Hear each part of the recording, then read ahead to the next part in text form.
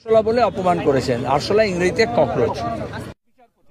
Chief justice বলেছেন যারা delivery boy, যারা বেকার ছেলে মেয়ে, যারা গরিব ছেলে মেয়ে, আমরা যারা আন্দোলন করি, দাবি দাওয়া করি, খেটে খাওয়া মানুষের পক্ষে শ্রমজীবী মানুষ, তাদেরকে তিনি আরশোলা বলে অপমান করেছেন। আরশোলা ইংরেজিতে ককরোচ।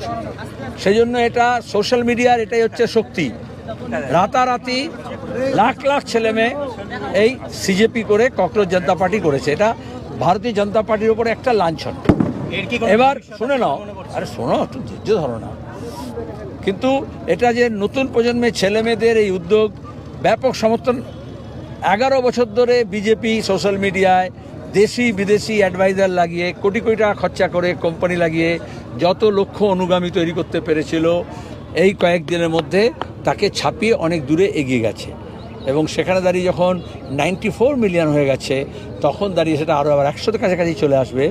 তখন এটা আজকে দেখলাম আমরা, এই যে তো এটা তো multi national company, social media যারা চালায়, আমি আর কোম্পানির নাম বলছি না, তারা ওটাকে সরিয়ে দিয়েছে। কারণ মোদি নিজে এটা বুঝে না। এই যে আমি সার্কুলারের কথা বললাম, এখানে যেরকম যাতে বিরোধী কথা কেউ না বলে, বিরোধী শক্তি যদি না ওঠে, সরকারের সমালোচনা না হয়, মোদি যেমন সাংবাদিকদের প্রশ্নের উত্তর দেন না, তেমনি এই সোশ্যাল মিডিয়াকে ব্যবহার করে যাতে সরকার বিরোধী কোনো সমালোচনা না হয়, বিজেপি ভয় পেয়েছে এবং এই জন্য তারা ওই কোম্পানিগুলোকে, আমেরিকান কোম্পানিকে ব্যবহার করে ওইটাকে এখন অফ করে দেওয়ার চেষ্টা করেছে।